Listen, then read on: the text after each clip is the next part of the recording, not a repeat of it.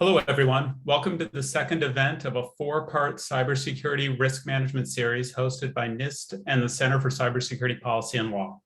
I'm David Hoffman, chairman of the Center and professor of cybersecurity policy at Duke University. And this event is focused on cybersecurity supply chain risk management. To start, I want to thank NIST for partnering with us at the center to bring this series of virtual events to you all. This series aligns with NIST's important efforts to foster discussion around cybersecurity risk management, especially given the ever-growing role that technology plays in our economy and daily lives. This technology provides tremendous benefits across the public sector, the private sector, and academia. At the same time, our dependence on it creates risks and cybersecurity challenges that are new and ever evolving. Chief among the new threats we face are risks to the supply chain that underpins our technology products and services that we depend on every day. Today, we will explore the risks that our government and private sector partners are facing, as well as their policy and operational approaches to mitigate this risk. Before we get too far into today's topic, I wanted to provide you all with some brief background on the Center for Cybersecurity Policy and Law. The Center is a nonprofit 501c6 organization that develops, advances, and promotes best practices and educational opportunities among cybersecurity professionals. Facilitating discussions like the one today is at the heart of the mission of the Center. Our goal is to provide a forum for thought leadership for the benefit of both public and private sector cybersecurity and technology professionals. The Center seeks to leverage the experience of leaders in the field to encourage professionals, companies, and groups of all sizes to take steps to improve their cybersecurity practices. As I mentioned earlier, today's event focuses on cybersecurity supply chain risk management. We're fortunate enough to hear from several presenters today, including NIST Kevin Stein, who will take us through NIST's efforts to respond to the directives in the executive order on improving the nation's cybersecurity, OMB's federal CISO, Chris Derusha, who will give us an overview of all of OMB's work to secure agency supply chains. Afterwards, we will hear from a mix of industry professionals and supply chain risk management professionals about their efforts to help federal agencies shore up their supply chains from a cybersecurity perspective. Finally, I'll moderate a session with industry leaders who will walk us through their policy and operational approaches to cybersecurity, supply chain risk management, and product integrity. I'm looking forward to learning from these leaders today and want to thank them for being with us and all of you for attending. With that, I'll turn it over to Kevin Stein, Chief of the Applied Cybersecurity Division at NIST, to talk us through the most recent efforts. Hey, thanks, David. Good day to everybody. Great to be with you today. I'd like to thank David for your introductory remarks and for really setting the stage and really for the opportunity for NIST to share an update on our activities in response to Executive Order 14028 on improving the nation's cybersecurity. I'd also like to thank our colleagues at the Center for Cybersecurity Policy and Law. We do appreciate the opportunity to collaborate with you on this cybersecurity risk management virtual event series. I think when you think about how such a critical and timely topic, considering the current threat environment and the daily news reports, as well as the different national priorities expressed in both the EO, as well as the recent national security memo on improving cybersecurity for critical infrastructure control systems. So these issues affect not just our national security, but really our economic security, and they really help to reinforce the importance of managing cybersecurity risk in the context of an organization's mission and business objectives. So there's an overarching theme, I think, of the executive order that's really focused on increasing the trust and confidence that we have in our digital infrastructure. And that theme is sprinkled throughout nearly all the sections and requirements in the executive order. And if you've read the EO, there are many sections. It's quite a robust EO. For NIST's cybersecurity and privacy program, we seek to cultivate trust in technology, and we seek to provide the technical underpinnings that lay that solid foundation of trust. And we do this through advances in cybersecurity and privacy standards and technology and measurement science across that spectrum, from fundamental and applied research all the way through to really helping organizations to transition those standards and technologies into practice. But that cultivation of trust is not just about the technical outputs, it's very much about the approach that we take to get there. And I think our open and transparent and collaborative approach with industry and with other stakeholders is really intended to help engender that trust. So we're thankful to have opportunities to participate in events like this one, to share what we're doing and really to listen and to learn from others so that the resources we produce are practical and actionable and really responsive to the needs of the community. So getting into the executive order and our activities, as I think folks know, the Department of Commerce, primarily through NIST, has specific leadership roles in the executive order to enhance the security of the software supply chain. These leadership roles are primarily found in Section 4, though our cybersecurity guidelines and other resources will inform other agencies' responsibilities under the executive order, including those focused, for example, on cloud security, on migration to zero trust architectures, on encryption, multi-factor authentication, and log management. So through our Section 4 responsibilities, just broadly speaking, we're going to identify or develop standards, tools, best practices, and other guidance and guidelines to enhance software supply chain security. The resources that we've published, that'll be published by NIST and others, are really helping to inform and will serve as a starting point for other assignments under the EO, such as those things being led by OMB and CISA, for example. It's critical that we have robust private sector engagement early and often during this process. And we're thankful that we have a long history of working very closely with industry and other diverse stakeholders. So we welcome the opportunity to do that again.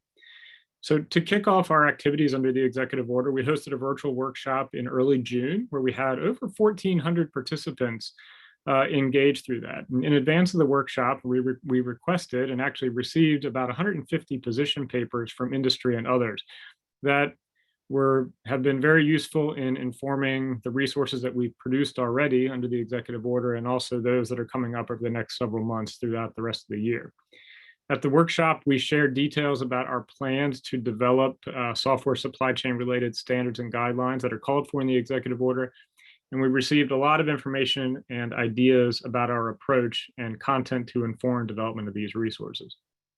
I think what we learned through the workshop and the submitted papers and the chat and the Q&A functionality and the robust discussion there, as well as other engagements, those things have informed our activities that we've already delivered on. For example, about a month ago, we offered a definition of critical software, which focuses on any software that has or has direct software dependencies on one or more components that are designed to run with elevated privilege or to help manage privileges, that has direct or privileged access to networking or computing resources, that's designed to control access to data or operational technologies, performs a function that's critical to trust, or operates outside of normal trust boundaries with privileged access. I think that definition applies to software of all forms, purchased for or deployed in production systems and used for operational purposes, whether that software is standalone software or it's specific to, it's used for specific devices or hardware components, or it's cloud-based, or it's open source, for example. Through that definition, we also recommended to CISA and OMB that we take a phased implementation approach initially, as that landscape of software is great in terms of what's used in operational settings within the federal government. We wanted to encourage a phased approach. Following that, we published guidance on security measures for critical software, which really tried to leverage as much existing guidance as possible. Again, a lot of guidance that exists, not just from NIST and other government agencies, but certainly in industry. So trying to identify what are those most important security measures, kind of outcome-focused security measures and associated references that we felt should apply to critical software. And we, again, had tremendous input from the community through workshop discussions and the position papers that were produced or provided to us. And then finally, at the same time, we published guidelines that recommend minimum standards for vendor or developer verification of software using a variety of different manual and automated techniques. So that June workshop and the position papers and other engagements that have happened since then will continue to inform our upcoming activities, which are really going to involve issuing additional guidance, just broadly speaking, additional guidance focused on software supply chain security over the course of the next several months and year. Our deliverables over the next several months are going to pull heavily from our foundational cyber supply chain risk management guideline. I think many folks are familiar with it, Special Publication 800-161. And I think that's currently in the midst of an update process. And I know you're going to hear a little bit more about that during today's panel discussions. We're also going to be leveraging and seeking improvements to the Secure Software Development Framework, or the SSDF. Among other things, we're going to be seeking feedback on, for example, the artifacts and evidence that developers and others can use to demonstrate how they meet the guidance and the recommendations that are included in the SSDF. So expect more opportunities to review drafts and provide feedback, and also participate in some virtual workshops to help inform these activities in the coming months. Finally, the EO directs NIST to initiate 2 labeling programs on cybersecurity capabilities for IoT devices, and then also for secure software development practices to help inform consumers about the security of those products. So just to be very clear, NIST is not standing up and managing new labeling programs. Rather, we are going to focus on identifying key elements of labeling programs in terms of minimum requirements or desirable attributes, if you will, rather than establishing our own new program. There are other programs in existence today from industry, potentially from other government agencies, and certainly from other nations around the world. So we want to understand kind of that landscape and find out where the most appropriate, if you will, set of minimum requirements or desirable attributes are, and then work with the broader community on how to best instantiate those in either existing or potentially new programs. Later this month, we plan to post for public comment a set of potential baseline security criteria for IoT devices. And those criteria will be discussed at an upcoming virtual workshop on September 14th and 15th. At the same time, by August 17th, we are also requesting position papers that will provide suggestions and feedback on approaches to labeling programs for consumer software labeling. So I think that upcoming workshop, and this has all been publicly announced within the last week, the upcoming workshop will include facilitated panel discussions and presentations that are based on the preliminary feedback that we receive on the IoT criteria in a draft white paper that we'll put out shortly, and the consumer software labeling position papers that folks will submit hopefully to NIST, and then as well on preliminary feedback that we receive on those IoT criteria. So in closing, a key point, this is not a one and done effort. This EO has many activities and many deliverables, and they include many on very ambitious but achievable timelines over the next year. I think our collective efforts will continue on so that we can maintain these resources well beyond a year, the term of the EO, and really lead to some sustained progress and enhanced security over time. So I'd like to again thank the Center for their partnership on this series of virtual events, and to all our panelists for sharing their insights today. And now we're going to hear from friend and colleague Chris Derusha, the Federal Chief Information Security Officer, who we had a chance to catch up with earlier this week. So over to Chris. Thank you.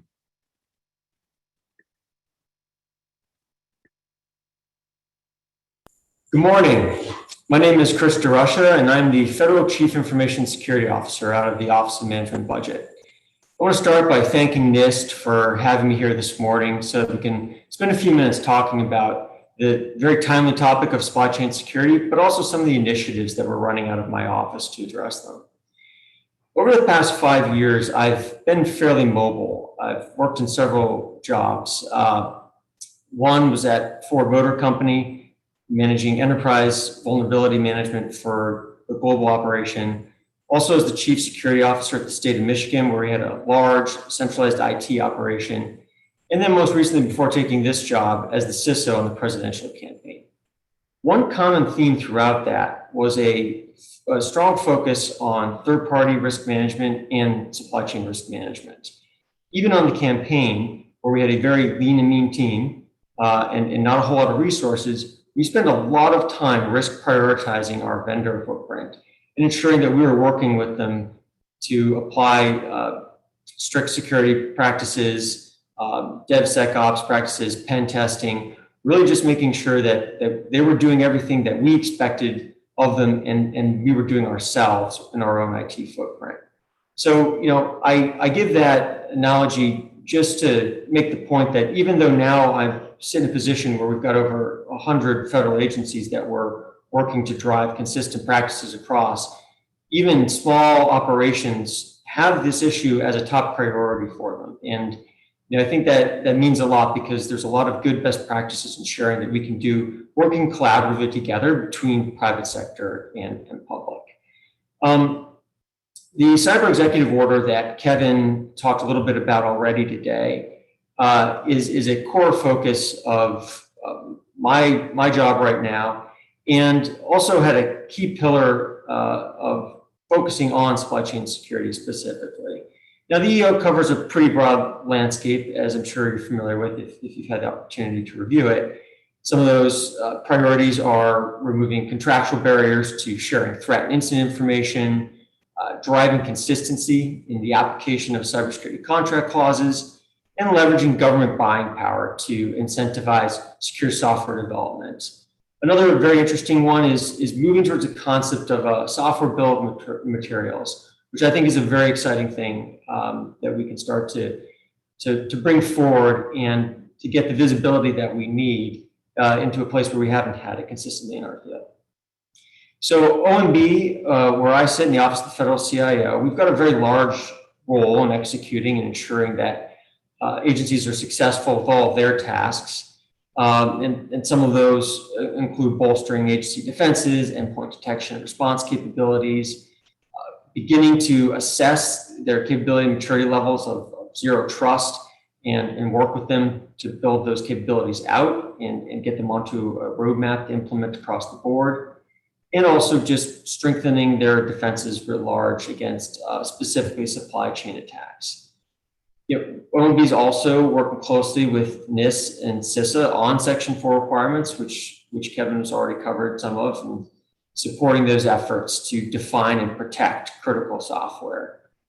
Finally, we're working closely with the CIOs and the CISOs. We are engaging all of the councils that we have for expertise and support throughout as we develop deliverables. And OMB has a number of tasks to write policy to ensure that agencies have clear guidance on all the various sections of the EO, in that we can establish those over a multi-year cycle and then match with the budget side the appropriate funding to implement. And so it's a whole government effort. It's really everybody coming together. Everybody's got a piece of implementation inside the executive order, and we're making a lot of progress as a result. So we're very excited about that. To keep talking about supply chain security, and another area that I'm heavily involved in is my role as the chair of the Federal Acquisition Security Council.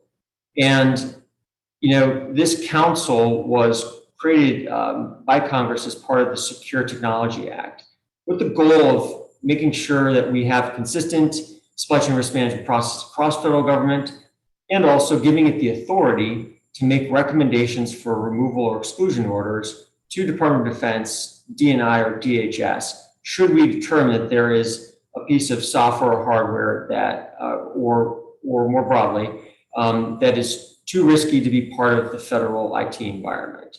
That is a very big task and a very consequential recommendation to make. And to date, that is not something that we have done yet as the board, but we are getting together regularly, ensuring that we've got rigorous process, testing those with exercises, and just ensuring that we have all of the pieces in place that we will need to exercise those authorities lined up. One big piece of that is, and a significant milestone that I can update you on, is the final rule. In September of 2020, we issued the interim final rule, and we are on track to issue the final rule as of September 1. And that'll be great because that's a public document that really describes the processes, practices, and procedures of the FASC body that everyone can familiarize themselves with.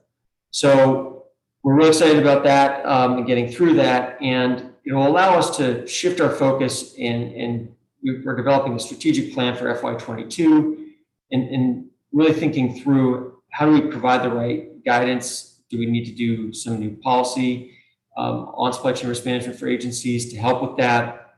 And how are we doing on getting the right risk information to agencies, and how do we assess that and ensure that we are taking all the appropriate steps? So we're happy to kind of get through some of the core things that we need to do to become a mature council and be able to shift our focus to some more strategic objectives.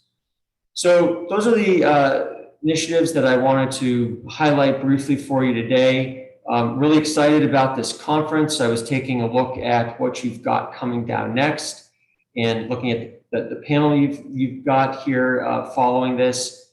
John Boyens and Joyce Carell are actually both members of the FASC Principals Committee. More importantly, they're both thought leaders in this space, and I think that they're really going to help you understand some of the efforts that we've got underway in a bit more detail. And also, Edna Conway and Cathy Candela are both leaders in the DHS SPRIM Supply Chain Risk Management Task Force that provides a conduit to the private sector and really helps us kind of understand where private sector is headed on supply chain risk management activities. So, it's a pleasure to spend a little bit of time with you, and I really appreciate NIST inviting me to be part of this discussion, and to you for choosing to join and lend your attention for a few minutes. So I hope you have a great event, and thank you very much. Have a great day.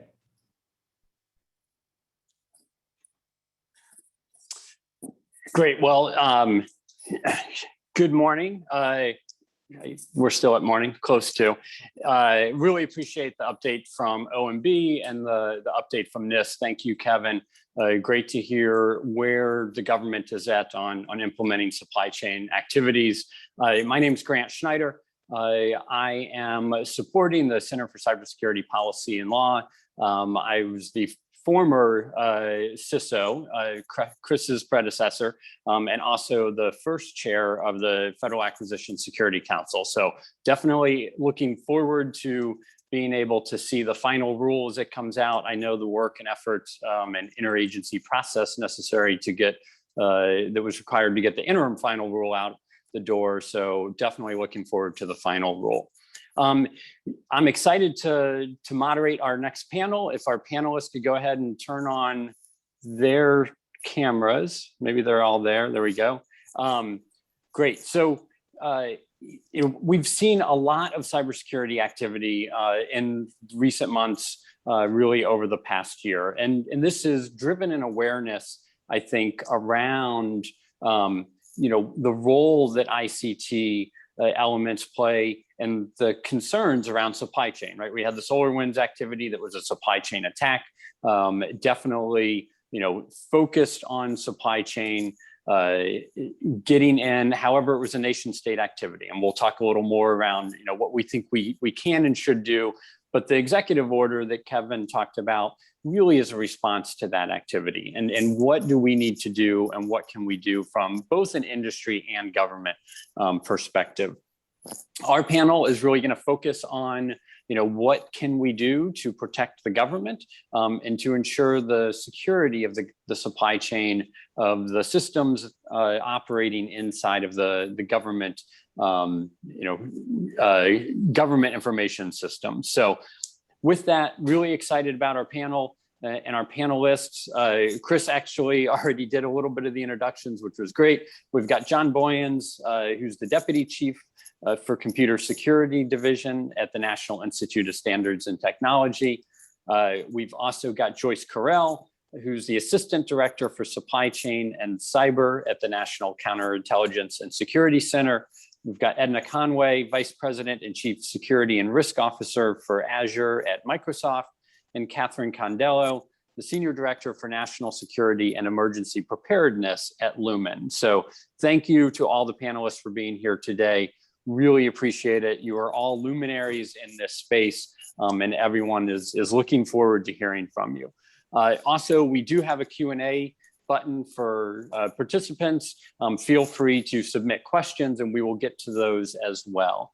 But I want to start with just turning to the panel and asking each of the panelists to give a little bit on what are you doing, what are you working on in this space, and just highlight some of your areas. And so maybe if we can start with John, and then Joyce, Edna, and Catherine in that order, that would be great. John? Sure. Hi, thanks, Grant. So we have a fairly small supply chain risk management shop here at NIST. So it's between Angela Smith and myself, and we're kind of splitting our time between working on the Federal Acquisition Security Council, as well as working on the update to SB 800-161, Rev 1, And then, of course, we're focusing as well as on Executive Order 14028 and the supply chain aspects there. That's not that much, but it is for the two of us. So that's about it right now. This is full of small shops, John. Joyce? Hi, good morning. So I'm in the National Counterintelligence and Security Center, and our responsibilities in this particular space are really to primarily looking at intelligence community agencies and providing supply chain security guidance informed by counterintelligence insights. So we need to ensure from our position that agencies have the governance and the policy and guidance that they need to stand up programs to manage their own risk at their agency. So we also, in this particular space, this is a team sport. So I'm in counterintelligence and security. I'm not in the CIO or CISO lane or the acquisition and procurement lane. So we have to work collectively across multiple disciplines. So in that space, I and my team of about 15 to 20 people basically provide facilitative leadership across IC agencies to bring these different disciplines together so that we can do the work that we need to do, as well as provide information to other agencies. Thanks, Joyce. Edna? Great. Well, thank you. It's certainly my personal and Microsoft's privilege to be here with you today. So what I'm doing is I'm working with a team of folks who are experts in a variety of areas to really ensure that Azure is the #1 trusted cloud platform on the planet. And that is a daunting challenge since Azure extends to 140 countries around the globe. And we're in space, and there are more than 2 billion Azure user accounts that exist today. So what we've been working on is actually driving a holistic architecture that would be rolled out to any third party in the life cycle of Azure. And we're focusing on 2 fundamental pillars, security and resilience. And that's the major overview at the highest level. And there are lots of details behind that. Thanks, Edna. We look forward to the details. Catherine? Thank you again for the invitation. Delighted to see all the people I work with every day on the panel. Cathy Candela with Lumen Technologies. Within Lumen, I handle the issues, the National Security Emergency Preparedness Portfolio, which is a different way of talking about risks that are things that Lumen by itself cannot fix. I have to work in partnership with my peers, or alternatively in partnership with government or other entities who jointly and collaboratively can mitigate the risk. So in this role, I'm within the corporate security organization, and the corporate security organization is part of the Lumen organization that does all the planning for our networks, our products, our services, everything. And so being in this kind of position, I can sort of work, strategically and future leaning to be able to make sure that our products and services and networks and our own enterprise are secure and resilient.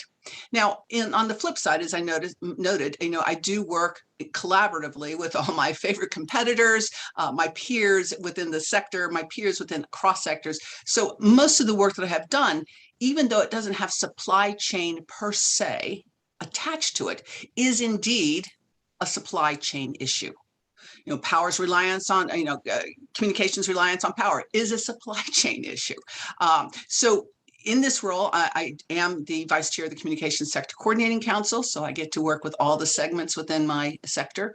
I'm also in a leadership role as the vice chair in the DHS Supply Chain Risk Management Task Force, and I've had the privilege and honor of being, one of the co-chairs in the information sharing working group efforts associated with the SCRIM Task Force. And that's enough. Back to you. Great, thanks. Thank you, Catherine. And again, thanks to everyone for being here today. John and Joyce, I'd like to turn to you. Chris talked about some of the updates from the Federal Acquisition Security Council. You both serve on the council, so you get to see and help the sausage making in progress. I was wondering if you could just give us a little more detail on what's been happening there, what can we expect going forward, either as the final rule comes out, or other kind of milestones that maybe the audience, both on the government side and on industry, should look forward to? Maybe start with you, Joyce. So thanks, Frank. Yeah, so the importance of the actual rulemaking process is what we've really been focused on, for the past several months. At the end of the day, once the final rule comes out and industry is able to see what we have pulled together, I think it's very important that there's transparency in the process and that there's consistency, so that when we need to, as a council, make a recommendation, that we've gotten sufficient information that gives us pause about a particular high-risk vendor, and we've realized that there's no mitigation available other than excluding or removing that vendor from our systems. We need to have sound criteria, repeatable processes in place, and that's really what the rulemaking is about, so that we have that analytic integrity and rigor behind those risk assessments. John? Wow, I'm not sure I could say it any better, but I think that the focus is, I know a lot of people are saying what is taking folks so long to get stuff up and running, and so I would echo Joyce, where it's incredibly important that we get the processes right. We want to be risk-based. When we start going into exclusion and removal orders, we want to make sure those processes are sound. And then going forward, I would say that I think that if folks look at the Secure Technology Act, that exclusion and removal order is a big piece. So we have been working on that, but moving forward, I think we're going to start focusing on some of those other pieces, the information sharing piece, and really focusing on the supply chain risk management practices and guidance to the departments and agencies that are really asking for it, right? And how those departments and agencies function with the Federal Acquisition Security Council. So I think that's what we'll be focused on going forward. Thanks.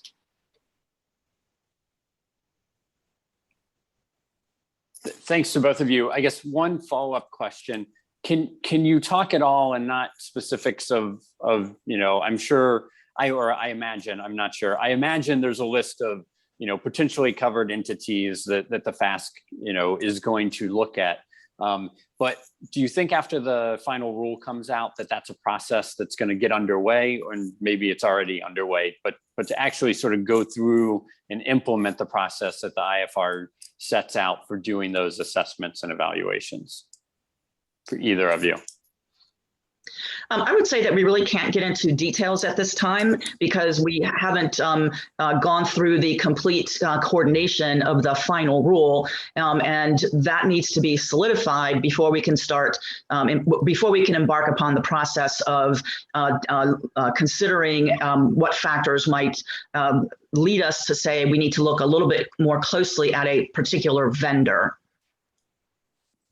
Yeah, and I think that's something that everyone, and I know when I was in government, there were lots of questions around, how does something get onto that list, and what the process is there. So we will certainly, look to the final rule and see if it's got some guidance there. John, I know that also you've been working on NIST 800-161. You put a draft out, and I believe the public comment period on that draft closed recently. Can you give us some of the highlights of what you're hearing from industry? What's the type of feedback that you're getting on 161, and where you think that, how that's gonna, or what aspects of that are gonna get implemented into the policy? Sure. So I'll say that this round, this was the initial public draft for draft 800-161 Rev 1. We received over 700 comments, which is about 300 more than we received back in 2015 for that version. And it included both private and public sector, and a couple of international as well. I guess one of the things that was a little bit notable this time around than the last time is we really didn't receive too many comments from academia subsector, which we had in the past. So it was primarily government agencies and industry. over a little over 40 or roughly around 40 entities that submitted comments. It was actually a little tough. Usually with all these comments, we try to bucketize a few to see common themes. We didn't see too many common themes. The ones that we did, I would say that one would be to make sure that 161 Rev 1 is in sync with Executive Order 14028. Another one would be probably related to that, which would be to provide more guidance on Sbomb, the software bill of materials, particularly as it relates to the executive order. Another comment that we received, which is not surprising, because I think it would be surprising if NIST did not receive this comment, but there were comments that the document was large. And I know that we've been trying to work on that. And so one of the tactics that we took is trying to put some of the upfront matter in the main document and to put a lot of the other documents into appendices so that we can update them and everything a little bit further. And so, I mean, I'll say one of the comments that was kind of indicative is they said that we should keep the document to at least 100 pages and then put everything into annexes or appendices. And that's actually kind of what we did. So I think we had let's see, 135 pages in the main body, and the rest were in appendixes. And a good 48 pages of that was actually controls. So if we move the controls to the appendices, which I think we will, that leaves us with about 48 pages up front. So that's kind of how we're dealing with that comment right now. Another comment was there needs to be more of a linkage between the Program Management Office and the Federal Acquisition Security Council, so kind of providing guidance there. And we admit that's a little weak because we're kind of waiting and seeing how the FASC works out and some of the guidance that comes from there. And then last, there was a comments regarding a lot of repetitiveness, and we can get into later if needed why we did that, but we're actually trying to make it more modular because we know that we're going to have a lot of different users between the CISO shop, acquisition community, the policy folks. So we try to repeat some things that we know that everybody needs to read in different sections. But in general, that's kind of what we saw out of our comments, and we're in the process of adjudicating that. John, can you mentioned Sbomb, software bill of materials. We also just got a question from the audience about how potentially NIST is going to integrate that. Do you have any insights, or has NIST made any determinations on kind of where you're going to go with Sbomb? It's under consideration, so I can't talk too much about it. A lot of it is largely, I mean, we have to consider what NTIA submitted as part of their ask in the executive order, and then build off of that. So we're still talking about it, and we're still discussing how a lot of that is going to get integrated into the other parts of the executive order that NIST has to deal with. So, and how that will relate to 800-161 as well. Okay, great, thank you. Also, one of the other kind of probably the biggest public-private partnership from a supply chain standpoint is DHS's ICT Supply Chain Risk Management Task Force. Edna and Catherine, you have both been instrumental, and Catherine, you talked about some of the work on the information sharing group that you've done. Can you give us a little bit on kind of where are we at with the task force? What has come out of the task force, and what do you see as the next steps? And kind of where is that task force going to go forward, and how do you see it progressing? Maybe start with you, Catherine. Sure. Well, first, you can search DHS ICT Supply Chain Risk Management Task Force. And there is a wonderful website which sort of highlights a lot of the work that has gone in that group. Please do that. This task force has been in place 2.5 years. We just signed a new charter for another 2 years. And I, speaking as someone who works a lot in sort of the public-private advisory space with government, this truly has been an extraordinary effort and one that has produced substantive work.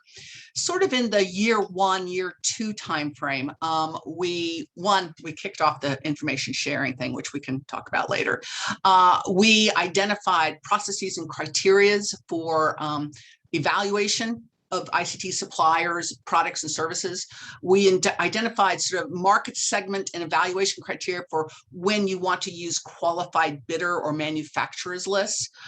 We discussed and put out efforts associated with how to incentivize purchase of legitimate ICT products from original manufacturers and authorized resellers. And we also developed a template that an individual, an entity, an agency, an enterprise could use to be able to assess sort of, whether or not they wanted to take on a vendor. Now, in addition to that, we have developed, I think we're on version 3 now, of the SCRIM report on threat scenarios that might impact supply chain. And I think what has been most key about this standing body is that while we were working on all this, we were also in existence so we could support, for instance, DHS and CISA's response to the executive order 13873, which was on securing the ICT supply chain. And we helped develop a standardized taxonomy of ICT elements, hardware, software, services, do criticality assessments of those assessments, and be able to address not only those issues, but issues associated with 5G. And then because, last year and this year continues to be a COVID year, this standing body also did work associated with what was the supply chain impact of COVID-19. So that was just in the first 2 years. Going into this year, we are continuing, and we have finished the work on the information sharing, and hopefully, and then I can talk to you a little bit about that more. We have established a small and mid-sized business working group to be able to help condense and synthesize and summarize sort of what are the key things that smaller entities who might only have 25 employees, 50 employees do to be able to be associated with, to associate themselves with these kind of practices. Because we have put out some phenomenal products, we also actually have a small effort. We're working in collaboration with CISA to be able to get these products out to accelerate, the knowledge and the use of them. So go to the website. And then finally, we are also acting as a quick sort of assessment about what are some of the lessons learned from some of the more recent attacks. That's enough in 2.5 years. I think that this is a stunning statement to what public-private collaboration and activity can accomplish when you're focused. Great, thank you. Edna, do you want to add some on the task force in general? And your mic's muted. You had to have one in every meeting, right?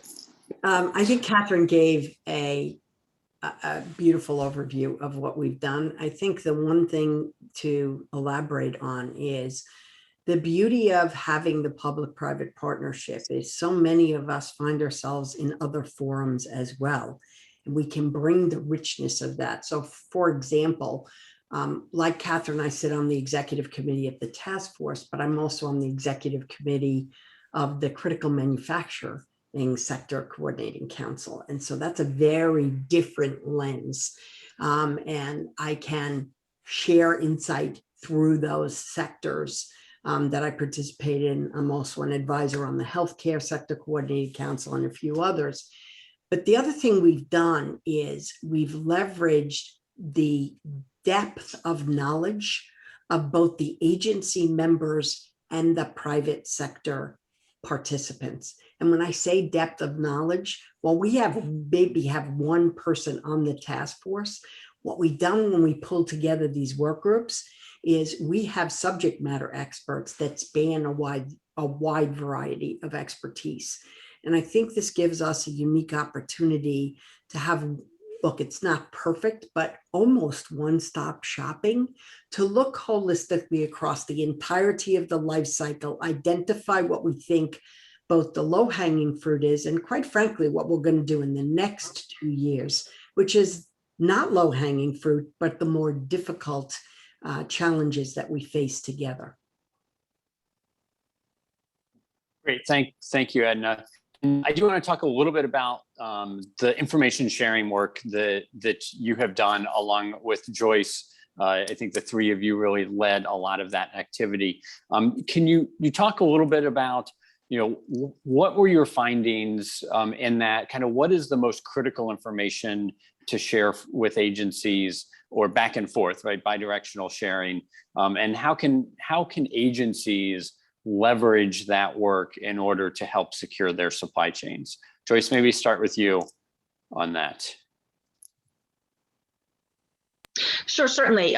So the bulk of the work was actually done by industry in this particular space. So lots of credit to Edna and to Catherine in leading a team of real subject matter experts to be able to articulate, what are the barriers to being able to share information about particular vendors where there's knowledge in industry that is of concern. My interest in this particular group was that where I sit in government, I'm not necessarily going to have a clear understanding on what the legal impediments are that keep industry from sharing information. So being able to kind of advocate for this work was important to me.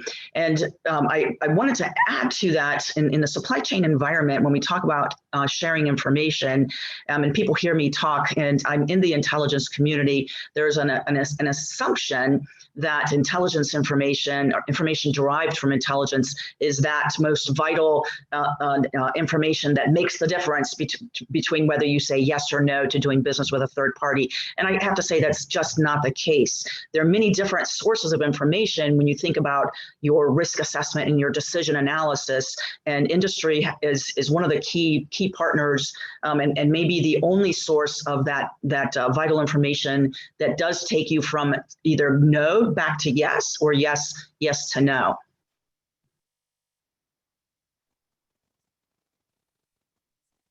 Great. Edna or Catherine? I think, one, we have been working on this for 2.5 years. And having been one of the individuals that sort of lived through getting to CISA 2015, I know I joke within the sector, I don't want to do any more information sharing. But it is apparently a surprisingly complex issue. And the fact that we have spent 2.5 years, even though in my mind we've sort of moved pretty lickety-split, does sort of unpack, if you will, sort of that complexity. Just to sort of walk it through just a little bit. In the first year, 2 years, we focused on sort of what is supply chain information, what would be valuable, okay? And we sort of looked at it from the context of, well, here are all the various threats, which was, version 1 of the threat report that the Scrim Task Force had done. And we sort of, well, where could one find information about this so you could do better risk management calculus? And what came out very interesting is that actually, there is a lot of information that an entity, an enterprise, an agency can find associated with supply chain risk. But they're in all sorts of different places, and some of them are behind paywalls. And but nonetheless, it does exist. And what we came to the ascension, though, was that, okay, if all this information exists, what's the information that doesn't exist? Or what do we consider the most acutely important information? Well, no surprise, what it came down to is that you can kind of know there's civil unrest in Asia Pacific, or there's, a lot of activities associated with typhoons in that area. You can kind of get that information, sort of, I'm going to call it not standard, but certainly practical sort of supply chain related stuff. But when we're talking about sort of the cyber supply chain, what we really came to understand was that the most important information is being able to say, someone has experienced something that just didn't seem right. And they have, canceled the contract or whatever, but they're in a position where they can't say, we bought this software, this product, this service, and we were really it just didn't seem right. And who did they tell that to?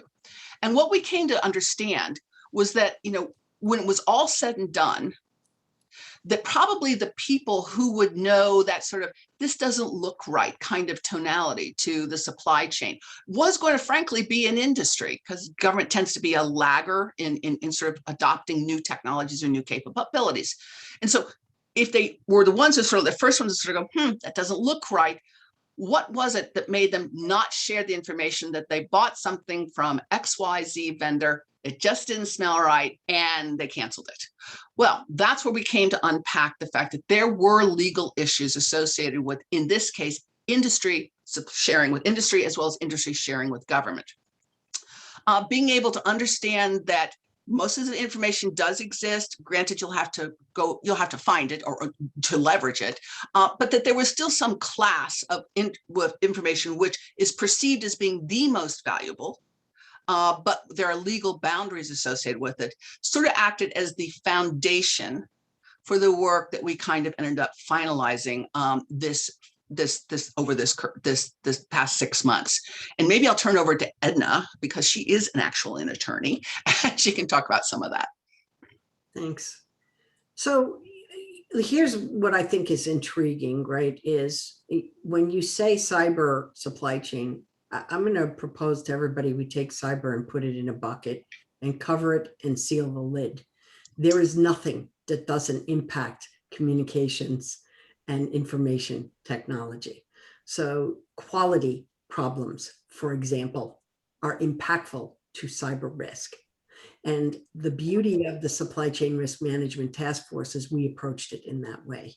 And when we looked at the kind of information that existed and the kind that was really only known to some of us and not shared, what we thought about was, we don't want to get sued.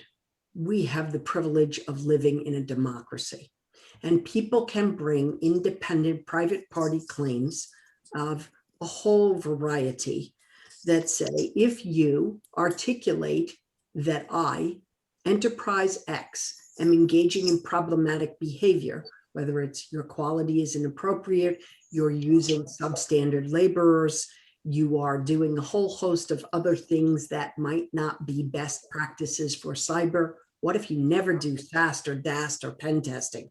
Should we know about that? Should we be concerned about it? Of course we should. None of us say it.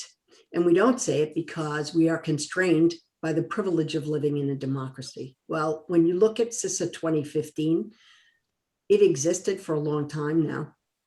Are we sharing meaningful information? I would argue the answer to that is no. And we concluded that. So what we're trying to do is identify the set of criteria that would be capable of being evaluated and paths to get to a safe harbor so that information like this could be shared in a meaningful way. Why do we want to do that? Because not all of it really is available.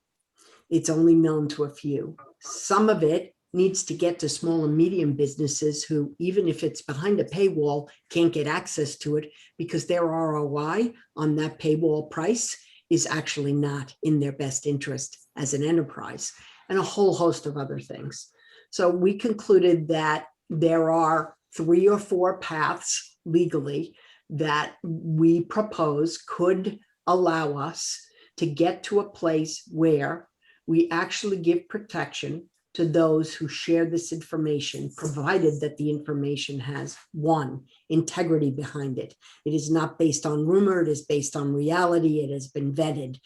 But sometimes it can be an actual suspicion, but a well-founded suspicion. 2, how we get the information across to everybody.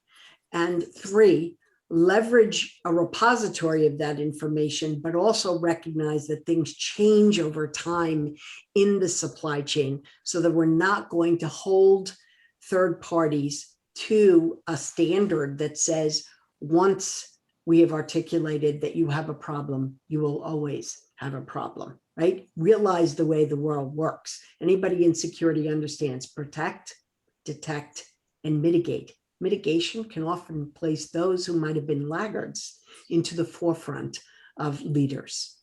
So I can't really delve into the details of the legalities of what we proposed, but I saw two chats come up while I was listening here. One was, is any of this documented? And I'm going to repeat what Catherine said, yes. The report will in fact be published, and you can see the types of legal claims that we evaluated, as well as the criteria that we said would move us into an area where, yeah, that's information that you should be protected if you share, because there was rigor in the way you achieved it. And here's information that's too risky and quite frankly, just not solid enough. You don't deserve that kind of protection. And how we do that is something that I urge anyone from the private sector who's on today, since our government colleagues really can't lobby directly for legislation. I urge you to read it, embrace it, and begin the process of, if you agree with it, evaluating the paths to position your voice to actually ensure that such a safe harbor comes into being so that our nation is secure, given the reality that we live in a global supply chain for information and communications technology. There was one other question that I want to address. Someone said, what are the 3 books behind me? One is about the 100 women who are fighting cybercrime. It's probably from a couple of years ago. I encourage you to go get it. It's a lovely list of who's who and all of our Twitter handles, so you can find us and communicate with us. And of course, I had the privilege of being in there. And so I'm there too. You can find me. The other is a book on, there's a theme here, women who have talked about threats, information protection, supply chain security, a whole host of cyber issues, and written hardcore technical information in what I would call a technical training publication. And that's the red book behind me, and I'm not looking at them, so I hope I'm doing this right. And the book that has a white cover just came out, and it's on cybersecurity and third parties. And I had the privilege of writing the foreword on that for somebody who worked for me when I was at Cisco. And it's a nice primer to think about in tandem with some of the work that, quite frankly, CISA has put out on how we all can embrace practices together to rise as a community rather than as individuals. And there's one more that's forthcoming that I'll recommend to you, since somebody made the mistake of asking about books, which is Decisively Digital, which just came out. And it's an interview of 24 luminaries in the digital arena from all over the place. It's intriguing. I encourage you to go download it and read it. It'll give you a breadth of knowledge and intriguing issues to think about. Great. Thanks, Edna. Catherine and Joyce, the conversation about information sharing is absolutely critical, and how we get information in. It certainly, we know there are some barriers. My day job is I work in a law firm now. I'm not a lawyer, but work in a law firm. And so I see some of the inhibitors that some of our clients have, or inhibitions or concerns they have around, how to share information and how it's going to be handled. So definitely appreciate that.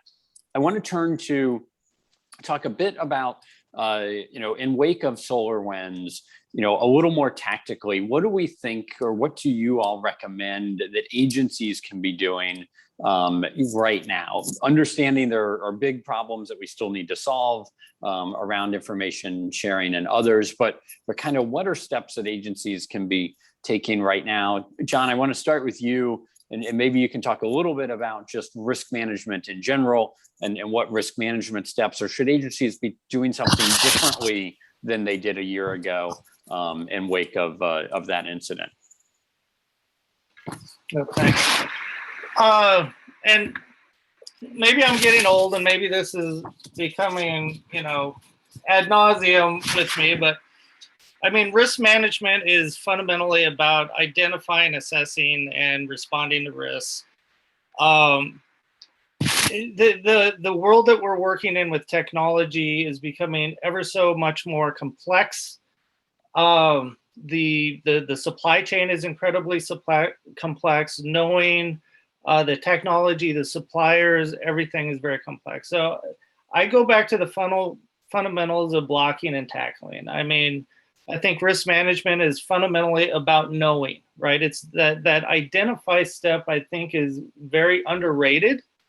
I think that's what agencies could be doing right now. It's knowing what your critical information systems are, what the critical components are in those information systems. It's knowing what or who your critical suppliers are, which always isn't the suppliers of the critical components, but most often it is, but not always. And then really knowing the technology. And I think when you go back to the SolarWinds and some of the more recent cases, it's really knowing the technology and the impact that technology can have on the functions, the primary functions of an organization. So it's really getting back to some of the basic stuff that I think agencies need to focus on now. And, this is coming from an ivory tower. I know there's lots of challenges with resources, but, fundamentally, I think that's where they need to start out. Thanks. Thanks, John. Joyce, are there particular things, and John, I completely agree. I think, cybersecurity is about the basics, right? It's about doing the basics things and doing them, identifying what they are and then doing them well day in and day out. It's not nearly perhaps as sexy of a field as we all like to think it is. But speaking of sexier fields, Joyce, the intelligence community, can you talk a little bit about how you see the intelligence community's role in helping other federal agencies in this space and helping to protect and kind of what can you guys be doing, or how should agencies be leveraging what you're already doing? Okay, so we're at an interesting point in time right now in the supply chain arena, where like a decade ago, it was a big yawn and nobody really cared about it. But in the past couple of years, we've had, as you referenced, the passage of the Secure Technology Act, and we've had executive orders. So the legislative branch, the executive branch, as well as the judiciary are all now playing a role in shaping supply chain risk management. We were provided in the FY20 National Defense Authorization Act, Congress directed the DNI to stand up a task force to standardize the sharing of counterintelligence and supply chain risk information across the entire U.S. government acquisition community. So we got this authority came into play when we were in the midst of COVID. So what we have done is we've spent our time beginning to develop a methodology for these counterintelligence risk assessments that can serve as a template for other agencies as they seek to do their own assessments. This is this particular task force. It was Section 6306 of the FY20 NDAA. It's not just a task force of intelligence community participants. It includes a couple of non-intel organizations like the General Services Administration, OMB, Office of Federal Procurement Policy, as well in the Department of Defense, the Defense Counterintelligence and Security Agency, or DCSA. So with those key partners who have unique information, we are working with them to begin to build this practice that will inform other government agencies, as well as inform other like regulatory regimes, such as what Catherine mentioned under the EO 13873, securing the information communications technology and services supply chain, that has put in the hands of the Secretary of Commerce a regulatory regime to look at our telecoms infrastructure and make decisions in that particular space. So this is how we are beginning this practice of working across the government. It will be very complementary and folded in to what the Federal Acquisition and Security Council does moving forward under those authorities. Joyce, follow-up question for you. You mentioned commerce, the commerce authorities as well. It feels like over the last, I agree with you, 4 years ago, supply chain just wasn't something someone talked about very often. Now there's a lot of different initiatives. A lot of them came out at the end of the last administration, some in this administration, some in law, some in EOs. Is there something unifying those or pulling them together from an administration standpoint in the executive branch to be sure that there is alignment? I mean, I definitely appreciate that you're going to help make sure it's aligned, but is there an underlying structure that's helping to drive those together as well? So certainly in the sort of the government community of interest of practitioners in this particular space, like with John Boyens and company, that we see all of these, and we now have this was kicked off during the Trump administration and has carried over into the Biden administration. You know, the White House recognizes that all of these different regimes or rules or regulations, you know, where we're looking at vendors, you know, and looking at high risk vendors, that we need to have a standardized approach to our analysis and characterization of what is considered high risk. So the government isn't in one arena making a decision that ABC Corporation is problematic, and then under another regime saying ABC Corporation makes the best of whatever in the whole world. So we're looking to harmonize the criteria across all of these different regimes as they mature at the varying speed of rulemaking. Great, thank you, Joyce. Appreciate that. We've got a couple minutes left. Would love to get Catherine and Edna, your take on what do you think agencies should be most focused on as well in this space? So Catherine, start with you. I'm going to piggyback off John. I do think the know what you have is something that has to get done. I think everybody has kind of starting to think differently about certainly the cyber supply chain as well as just regular supply chain, about know what you have so that if something goes wrong, you know that you might be implicated, that you can, and this is my second point, respond faster. The other thing that I think, you know, sort of broadly, I think we need to be spending time on sort of the response side. You know, it takes a lot of time to sort of reconform, you know, sort of your whole processes for whether it's the NIST cybersecurity framework or NIST 1-800-161 Rev 1. It takes time to get from sort of something to more, as well as to be sort of more mature about it. But in the meantime, to be able to identify what you have, what's critical, and what would happen, what would you do if something went wrong? How would you respond are the two areas where I think the initial focus needs to take place, but I think we also need to be thinking about those safety nets. I think that government actually did a good job. CISA Central with its partners did a pretty good job in terms of disseminating, here are the things going on with SolarWinds, even the Microsoft event, you know, in terms, here are the mitigations, this is what you can do to contain, mitigate, and respond. But I think there's more work to be done there.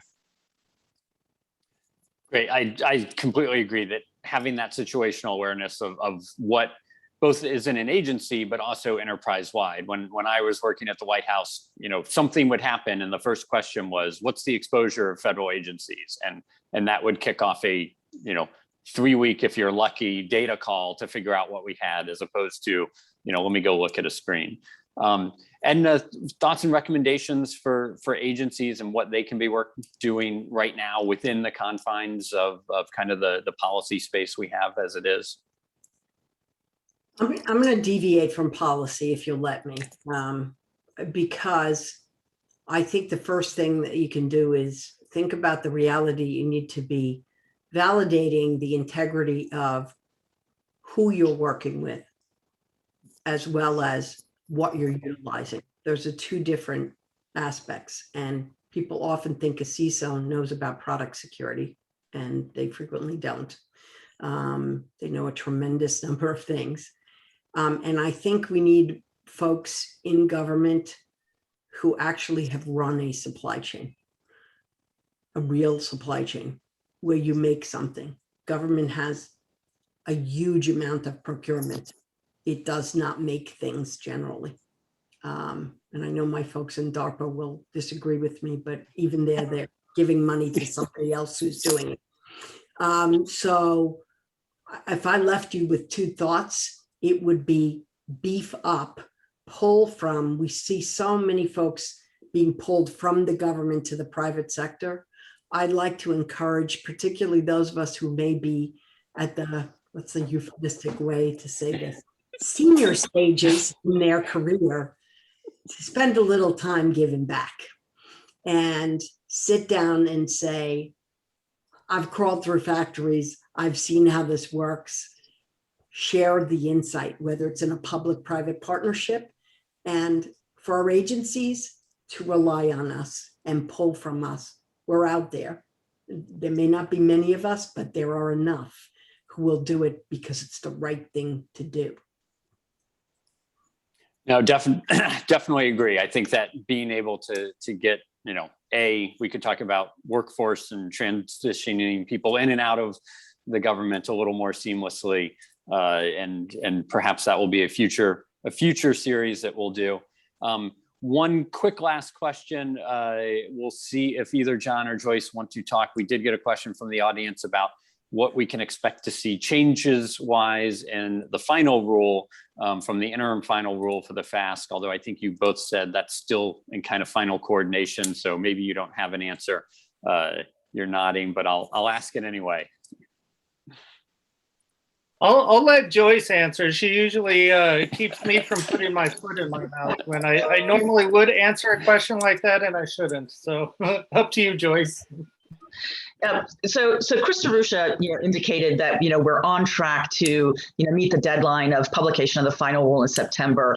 So there's the executive branch agency process, and then there's a level of final legal review that OMB needs to conduct before publication of the actual final rule. And then of course there's a public comment period.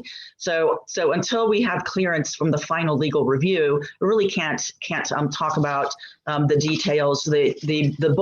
The bulk of the work that we're focused on, is characterized in the interim final rule. So I would just, direct people to that if they haven't refreshed themselves on that at this point. Thank you very much. I would have given a similarly evasive answer a year ago when I was in government, so I appreciate it. I want to thank all of you for being on the panel today. Really enjoyed the dialogue and the conversation.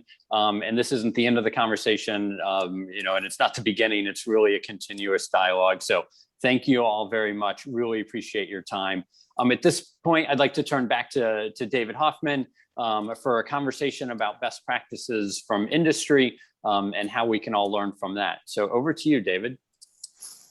Grant, thank you so much. In your panel that you moderated, we heard a lot about the federal government and also how the federal government and the private sector are working together. Edna's comments really struck home with me, talking about, though, needing to hear from people who are crawling through the factories and the people who really are understanding how the products are being built. And that's, I think, the panel that we've got for you now. And so I'm really excited to translate a lot of what we heard about the activity that's going on in government. Obviously, it's partnering with folks in the private sector to really focusing on that private sector implementation. So we've got a fantastic panel for you. I'll briefly introduce them because I know almost everybody here knows who they are. And so we can get into the substance. First, we have Renee Johnson, who is the Director of Supply Chain Security and Privacy at Intel Corporation. She's responsible for supply chain risk management strategy, implementation, and compliance across the entire Intel supply base. And she's also a participant in the ICT DHS SCRM Task Force Workgroup 4. We also have John Miller, who's the Senior Vice President of Policy and General Counsel at the Information Technology Industry Council, who's the co-chair of the DHS ICT Supply Chain Risk Management Task Force and Vice Chair of the Information Technology Sector Coordinating Council. And we also have Igor Varnava, who is the Vice President of Product Security at Palo Alto Networks. So to kick off the panel, I want to start, Renee, with you and then go to the other two panelists. But I was wondering if you could just give, since I think if we're going to really understand how implementation is done, we have to know a little bit more about what is the day-to-day job like and what kind of backgrounds do people have who are doing the job? So could you talk a little bit about your background, where you sit in Intel's organization, and what the day-to-day work looks like? Absolutely. Thanks, David. Really appreciate the opportunity to be here. So as you mentioned, I am the Director of Supply Chain Security and Privacy, and I sit within our global supply chain organization. So in terms of my day-to-day, my job really involves partnering closely with our global network of suppliers, as well as internal partners. And this can be everyone from our sourcing teams to information security, product security, development teams, legal, sales, and corporate privacy, all in the name of identifying and detecting threats, delivering programs to protect the supply chain from security risks that we identify, and delivering robust processes for response and recovery that enable our suppliers to successfully recover from any cybersecurity incidents they may be experiencing.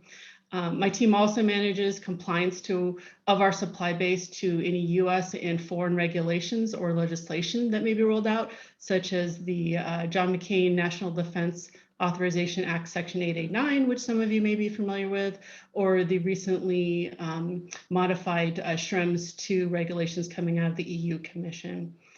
In addition, as you already mentioned, I do participate in the ICT SCRIM task force and have gained a lot of value from that participation. Renee, could you talk just a little bit about your background and what you did before you did this work? I know you've had a real varied experience at Intel. Yeah, absolutely. Yeah, I've been at Intel more decades than I care to admit here, but I began my career actually in engineering as a process engineer, working within our manufacturing sites and our virtual factory, and then progressed into supply chain sourcing roles for both equipment and services. And then I spent a good chunk, about 15 years of my career in information technology, in management roles, operational roles, in several different areas where I was working on security hardening projects for both hardware and software, as well as keeping some of our external facing applications up and running with high availability. Fantastic. And I love the way your background couples the function of protecting the networks along with looking into the components of the products in the manufacturing enterprise. Igor, could you take on the same question? Sure, yeah, absolutely. So my name is Igor, and I'm a VP of Product Security and Security Architecture at Palo Alto Networks. So on my day-to-day, my main task is really to protect Palo Alto Networks products and services and make sure we release a secure software. So I really focus a lot on making sure that we don't release vulnerable software into the production. So that's kind of what my focus is on day to day. And then of course, security architecture, making sure that whenever we're designing a new piece of software or we adding a feature, we go through the very thorough security review process to make sure that we're doing it the right way. My background, so I'm actually new in Palo Alto. So I've been in Palo Alto for about 3 months now. My background, I came from SAP. So in SAP, I had multiple roles in SAP. I was the Chief Security Officer of Catalyst Cloud when it was acquired by SAP. And then I moved into Ariba, and I was head of product security for Ariba. And where I was focusing on both products and infrastructure security, meaning the cloud security for the most part. And before that, I had my own company for about 15 years, where I really focused on IT and in information security, providing those services to small and medium-sized businesses in the Bay Area. Most of those businesses were startups for the most part. So I have quite a big experience on the operational side. And then in the last 5 years, I've been really focused on product and making sure the product is improved from a secure perspective.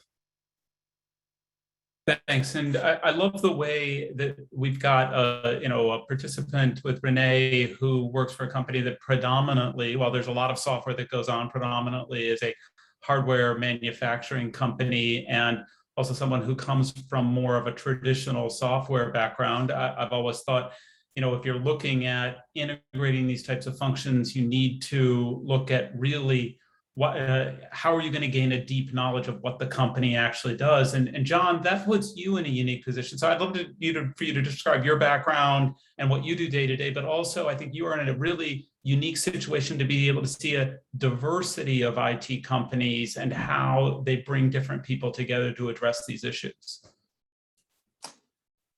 Yes, thanks very much, David. I also want to just briefly thank NIST and the Center for Cybersecurity and Policy Law for the invitation to participate today. You mentioned already in your brief introduction the three different hats I wear, so I'll expand upon them a little bit to answer your question.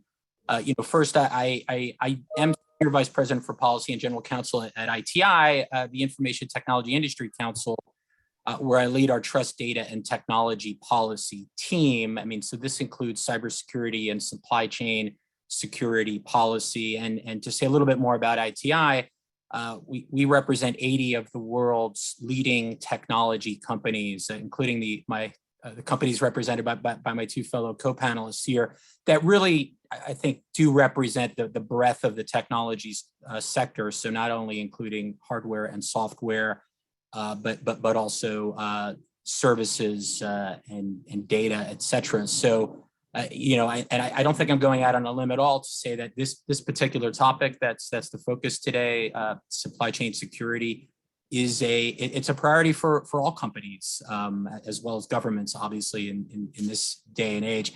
I do also serve as the co-chair on behalf of the IT sector of the Supply Chain Risk Management Task Force. I know we heard a lot about that in the first session, so I won't belabor too much there at this point. But it is important to point out that the task force also represents a very significant amount of breadth as well across hardware and services, as well as the government. We've got 20 voting members from the IT sector, which also includes some small and medium-sized business representation. We also have 20 companies from across the communications sector.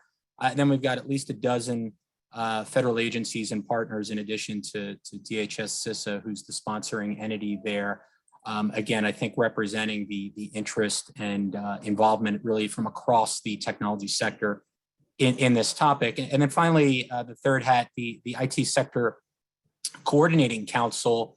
The ITSCC has existed for quite some time now. We are the principal IT sector partner on behalf of over 100 organizations, including both companies and trade associations such as ITI. And we do advise the Department of Homeland Security and CISA on cybersecurity, supply chain security, and critical infrastructure protection policy. I guess I would just also say that the priority issue that IT, that supply chain security has become is really, I think, reflected across all three of those groups: the task force, the ITSCC, and ITI. And in fact, I think it was foundational to the launch of the task force in December 2018, because it was really a recognized priority across the government too. And just to say one more word about ITI, we do work on these issues globally, and I can assure you and the audience that these issues are not only a big deal here in the United States, but globally, as I know that Renee and Igor also know. Thanks. Thanks, John. And that's a great segue to talking about the issues. And I specifically want to talk about the threat landscape. And we heard a bit in the previous panel about the different types of threats that government systems are really facing. And I recognize that from a private sector point of view, the threat landscape may look a bit different, and it may look differently between different types of companies. So Renee and Igor, could you set the scene for us? Maybe Renee, if you could start on what you are looking at right now with the major threats and risks, if it's fair for me to describe it as a sort of post-SolarWinds environment. Yeah, absolutely. Appreciate the question. So in terms of some of the key threats I'm concerned with, it's really sort of in three areas. Cyber attacks is certainly one of them, physical as well as human. In the area of cyber attacks, it's things like increasing ransomware attacks on our suppliers, data theft attempts, social engineering, cloud vulnerabilities, and then malicious insertion of code, either for software or hardware. In terms of physical tampering, if I look at the logistics part of a supply chain, how do we protect that product while it is in transit? How do we make sure that we don't have counterfeit parts coming into our supply chain? And then in terms of the human risks, or human threats, malicious personnel, insider threat is a growing concern, and just unintentional employee or contingent worker violations. People that just don't know better can also, often lead to big problems. There are also some potential vulnerabilities that fall within my scope, and this is probably more specific to larger enterprise, manufacturing companies such as Intel. But the heterogeneity of cybersecurity posture across our supply base. So as you can imagine, we've got suppliers from small nuts and bolts to substrates and capital processing equipment, and they all can have different levels of cybersecurity maturity, and balancing and managing that and making sure we push more into those that aren't as mature, and then help support those that are and continuing them on the path that they're on. The scale of the supply chain is also another big concern. In my case, we have over 15,000 direct suppliers. This creates a very large attack surface for foreign actors or other bad actors. So that's always a top of mind concern. And then again, just general compliance to our security policies. Are people doing what we've set up for them to do, in terms of handling assets, protecting intellectual property, following information security practices that we set out and enforce and reinforce. So thank you. That's great. And Renee, I'm definitely going to want to come back to our future questions and talk about the heterogeneity of the suppliers and the different assessments you have to do and how deeply you push in. We'll come back to that. Igor, how similar or different does the threat landscape look like at Palo Alto? Threat landscape definitely looks very similar to what Renee was talking about. From my side, I'm really focusing more on supply chain as well, right? So we want to make sure that we're not going to be the ones who are going to be breached, and then our customers going to be breached to it, right? Palo Alto Networks has a big reach of, we have our firewalls, we have our SaaS solutions, and a lot of businesses protecting those businesses. So we want to make sure that we're not going to be the ones who's going to be liable for those breaches in a way, right? So we're putting a lot of focus on our tools and our protection for our own business, right? So we're really hardening our SCMs and making sure that nobody can get into our SCMs. So that's a big thing for us, making sure that nobody can get to the source code repository and be able to insert the code in there, right? And whether it's going to be insider or it's going to be third party, of course, we are a big target for nation states, right? Where they want to get in to penetrate our firewalls, to penetrate our some of the systems. So we really put a lot of focus on making sure we don't have vulnerability in those systems. So doing our security CACD, doing all those standards are really important for us to make sure we don't end up what happened with SolarWinds, what happened to a lot of other supply chain attacks, right? So that's what we put a lot of focus on right now. Great, thanks. John, I'd be really interested, particularly in the work that you've been doing as part of the task force. How typical are the types of threats that Igor and Renee are talking about, and what else are you seeing across the range of companies that are participating in the task force and/or are the member companies at ITI? Thanks, David. Absolutely, the threats that Renee and Igor focused on are threats that we as a task force have analyzed. And I guess I don't know if it's maybe I should say, unfortunately, there are really an even greater range of threats in terms of what we looked at and the task force looked at, in particular, the threat evaluation working group. The group has now just this week published its volume 3 or the third version of its threat evaluation report.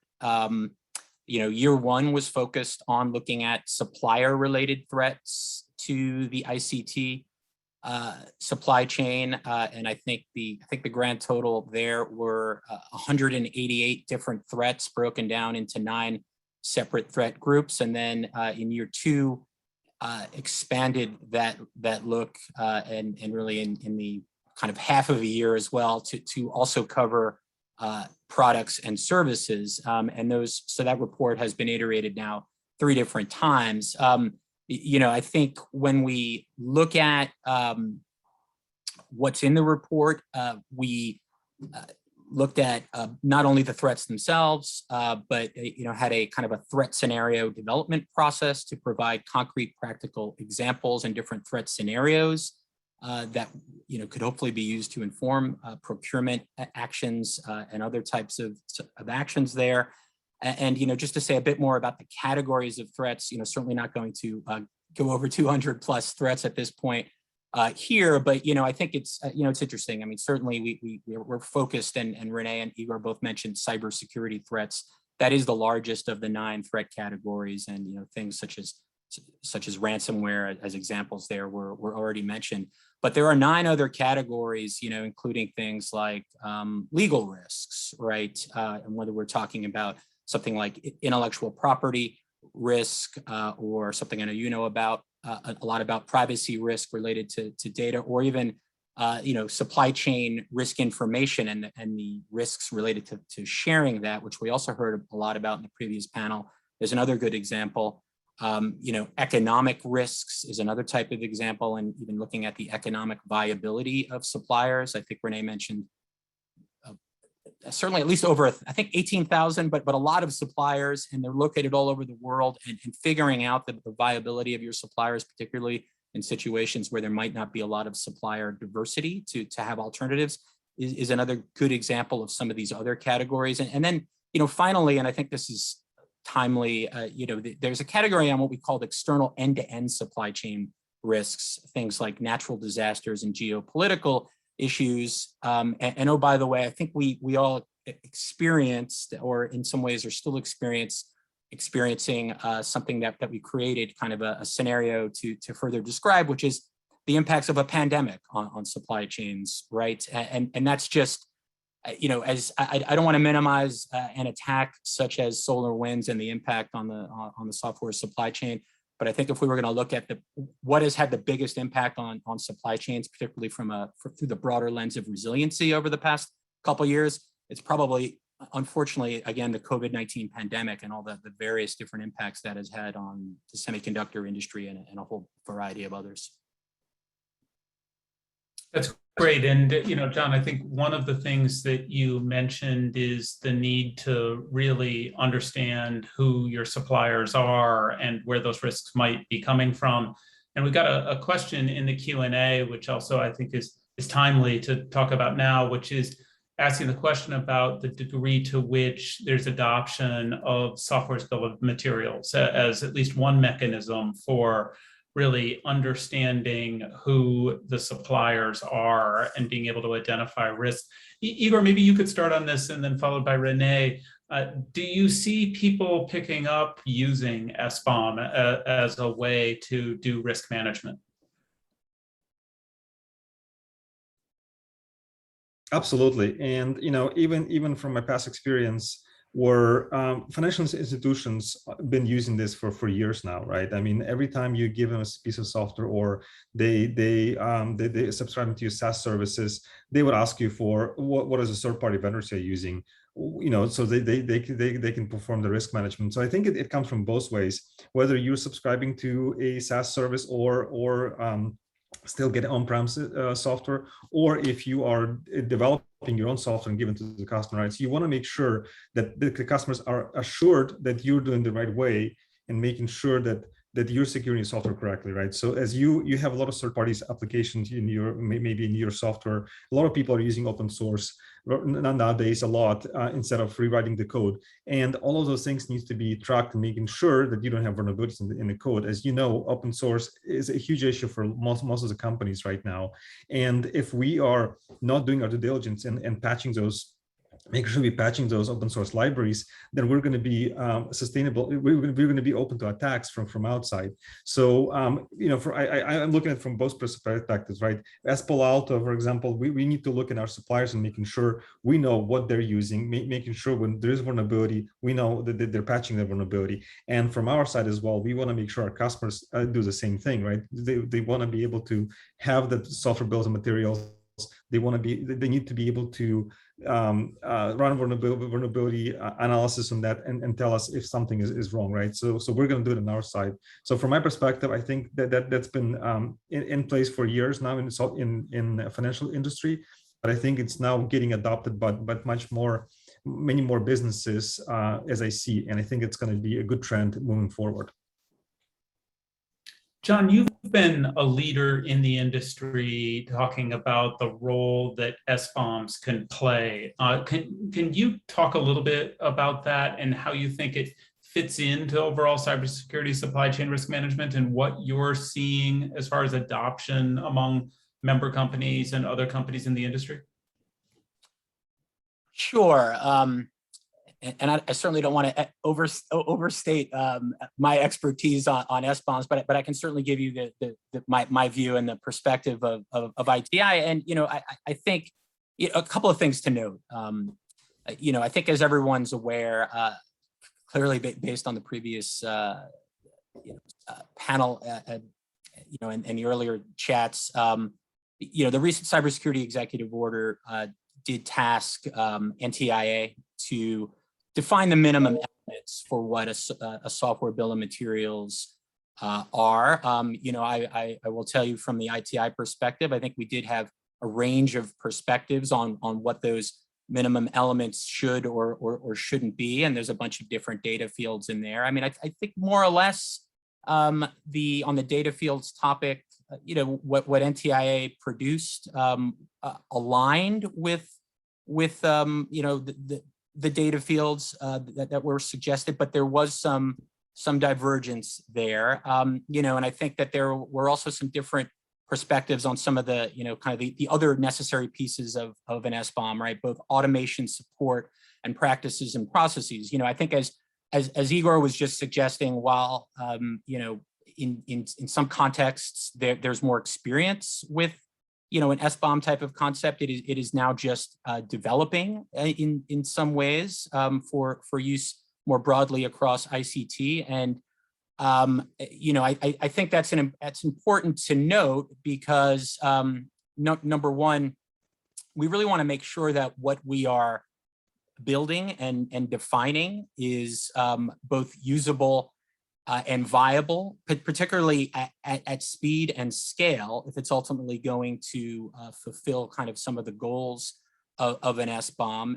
You know, we're also going to need to figure out, there's kind of been a bit of a discussion, I know, over the past couple of years, which some might consider chicken or egg, which is, you know, do we need standards first before we can actually use an Sbomb, or is it the other way around? I mean, clearly we do need both. And if we're going to be able to use Sbombs across industry at speed and scale, you know, we're going to need to have a agreement on these topics. And the fact that, you know, NTI clearly received a whole variety of perspectives on even just defining what it is I think instructive in that regard. I do think in the way it fits together with the rest of, you know, software supply chain security, that's really the key question, right? And the other piece of that executive order, you know, kicks this over to NIST now to undertake a process to publish preliminary guidelines for enhancing software supply chain security. And there are probably about 15, maybe a little bit more different categories of software supply chain security that NIST is tasked with identifying, and Sbomb is one of them. So I guess what I would say overall is that Sbomb, you know, it can definitely be a very useful piece of the puzzle. You know, I guess I would say, pardon the cliche, I don't think we should think of it as a silver bullet. We're going to need to do all of those other things that are listed in Section 4 of the executive order as well. And we're just going to need to and I think, you know, it's luckily in NIST's trusted hands to figure out where Sbomb fits into that overall set of guidance on enhancing the security of supply chain. And I, for one, have confidence that NIST and the stakeholders will do a good job of figuring out exactly where it fits in with all these other different important topics that are listed there. And there's also a comment in the Q&A that, all companies are software consumers, and not just, we don't need to worry just about the companies that produce software. And Renee, maybe you could add on then, as a company that does produce software, but also is a major software consumer for a variety of different functions, what role Intel and you see Sbomb playing? Yeah, no, I think it's a good question. So yes, as a producer of software, we've absolutely begun to introduce the concept of software bills and materials across our hardware and software products. But internally, from a supply chain perspective, all that enterprise software and solutions that we get into our supply chain, within my role, I'm absolutely looking at ways to determine the provenance of all of those, software components, if you will. Understanding, are they coming from where we think they're coming from? Who are those third and fourth party providers that are providing part of that software? So this is absolutely an area of focus and concern. The other thing I would mention here is that generally, we think this is a good thing, having software bills of materials. The transparency provided by these capabilities will really help us introduce more transparency and traceability across our supply chain, which I know our customers greatly appreciate. But it's also important, I think, as John and others were mentioning, to stress that Sbomb are not a comprehensive solution for supply chain risk management. This is part of an overall software supply chain security strategy and program. It needs to be implemented as such, but I do think it's a focus area that is only going to be growing in importance as we move forward. That's great. And Renee, I had mentioned earlier that I was going to want to come back to you on your comment about the varying degrees of pushing into doing assessment and verification at different suppliers. We also have a question on this in the Q&A. I'd like to, maybe if you could take this up in the following context. Two categories that I want to talk about. One are whitelists, blacklists of the people to work with, people not to work with. And I know, in the terms of the task force work that's been done on this, it's described as, qualified bidder lists and qualified manufacturing lists. And the degree to which you think lists like that will be helpful. And if you could talk a little bit more about the process for doing evaluation when you have a scale, the size of what you have, and limited resources, and how you're going to prioritize and potentially use risk management to determine the degree to which you are going to do assessment and evaluation. Yeah, absolutely. So the idea of qualified bidder lists or qualified manufacturers, that's been ingrained in how we do business for over 30 years. This isn't a new concept to us, but it is something that we would absolutely recommend to industry partners. Our supplier selection and sourcing processes, which are based on industry standard supply chain models, include requirements to document in specifications for sourcing managers how you should establish vetting criteria prior to opening, an RFX, request information or an RFP. They have to start with, what is it that we want to come through the door first to even consider. And then there's a whole qualification process with another set of criteria that ensures that those suppliers are getting qualified against stringent criteria that include, by the way, information security, cybersecurity aspects, as well as many of the other risks area we've talked about, from economic stability, geopolitical stability, all of those things.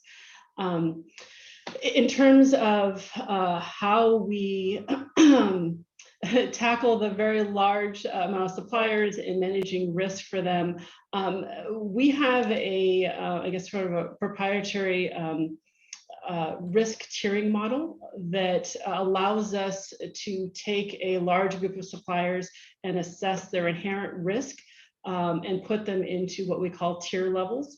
And then we tailor our programs to those in the highest inherent risk level. Those could be things like on-site risk assessments or virtual risk assessments or audits.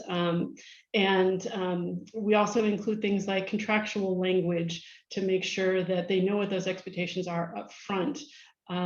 For those that maybe we don't touch directly by audits or assessments, we do have continuous cyber monitoring that is done through a third-party cyber ratings platform. We do use that information to drive changes in the cyber posture of those suppliers as well, to make sure that we're really holistically addressing our vast supply base. It's helpful. And Renee, there was an additional question that I don't think you addressed. It goes back a little bit, but it also talks to about criteria and requirements for suppliers. Do you require Sbombs for Intel software providers? That's actually a good question.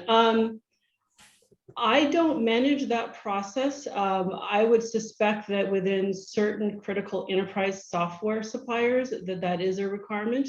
Broadly across the board for every piece of software that comes in, no, that's not a requirement. But I will mention we do have a very robust application security program, which essentially requires any third party which is providing software that will sit on Intel's network to go through things like dynamic testing, dynamic scanning, static scanning, penetration testing, and not only do it once, but do it whenever their versions change. So it's an ongoing process. There's an automated indicator that tells them where they are in that life cycle so that they can stay compliant with those security expectations from an application perspective. Thanks. Igor, could you talk a little bit about the degree to which Palo Alto uses allow lists and deny lists as part of its processes? So I think we're very similar system where we have our third-party risk management team really does, performs a thorough assessment of every supplier we have, especially in when the CutCow happened and SolarWinds. We really go in deeply and making sure, and even before that, much more before that, to verify and make sure that the suppliers are doing their security due diligence within their parameters, right? And we also spend a lot of time on same thing as Renee was mentioning, on our software, and we're looking into this. When we're looking in specifically into when we're using third-party libraries, we need to make sure that all of those are secured and there is no vulnerability. So we do it from both sides. So risk management does it for our suppliers and suppliers for the most part, and we're doing it from our side. Was in my team for all of the products that we're using within Palo Alto as third-party providers, whether it's going to be open source or it's going to be commercial products. So we're doing both. Yeah, David, and what I just add in is that, in terms of these qualified lists, I think it's really important to operationalize them. Make sure that anyone at your company that's going to look for a product or service from a third party sort of gets, stopped and vetted to say, hey, how come you're not using that preferred supplier that we've already qualified, that's already trusted? And I know in our case, we have flags in our procurement systems that stop them, and we require further management reviews if they want to use someone who's not on the list. So I think those sorts of operational processes are really important as well. Exactly. Yeah. And John, maybe I could come back to you to build on this. One thing that I've been interested in for years is the degree to which, with using risk management, we would see a separation out of using self-attestation requirements on vendors versus doing detective audits. What are you seeing from what companies are doing and how that's evolving? Well, I mean, I think to refer it back to the task force anyway, one of the things, actually, let's take a step back. I mean, no matter what we're talking about, whether it's qualified bidder lists or qualified manufacturer lists or audits, as you say, I mean, what are the purpose of these tools, right? And it's really to try to figure out how do we demonstrate assurance or trust, right? I mean, the term assurance in the context of, in a variety of contexts is something that I know we in the audience are all familiar with. We're talking about security assurance, software assurance, supply chain assurance. In particular, when we look at it in the context of vendors, what we're really talking about is, what are the types of tools we can develop to make sure we have or can demonstrate vendor assurance. I mean, this is clearly something that the government is interested in, but it's something that all supply chains should really equally be interested in. So, I think in terms of what of a couple of the different approaches that the task force has looked at. I mean, we did have an entire effort on QBLs and QMLs.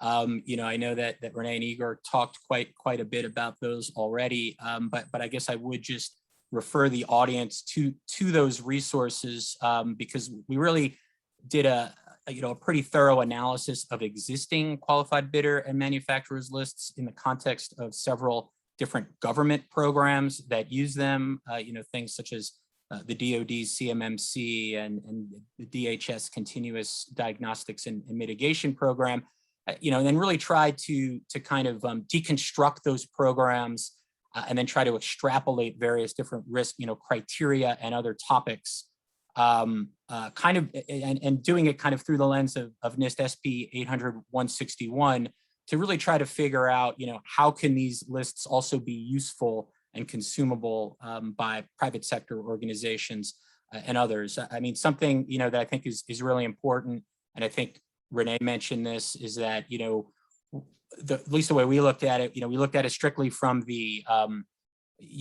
positive assurance standpoint, not saying a list of disqualified suppliers, but how do we develop a list of qualified suppliers or vendors, and really just map those to the 4 different categories in NIST 800-161: security, integrity, resilience, and quality. And there's a bunch of different benefits and risks to using those tools specifically. But I guess I would also point to another tool that is similarly intended to demonstrate vendor assurance that the task force also worked on, which was developing an ICT SCRIM vendor assurance template, which also tries to approach this in a very similar way. And I can certainly get more into that topic, but I guess I would just say to comment also on the audit piece of your question. We've seen globally a lot of proposals from policymakers for third-party certifications, and in particular, sometimes government certifications, local certification and audit and testing of products. And I guess, certainly speaking from the ITI perspective, we always,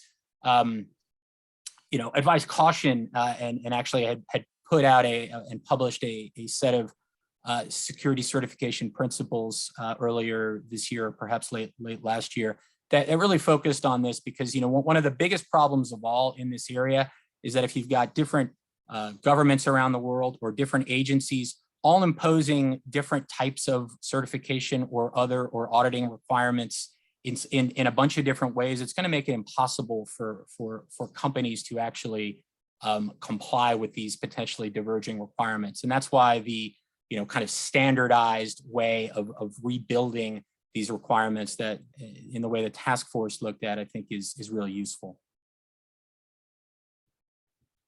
That's great. I'd like to move to the last question.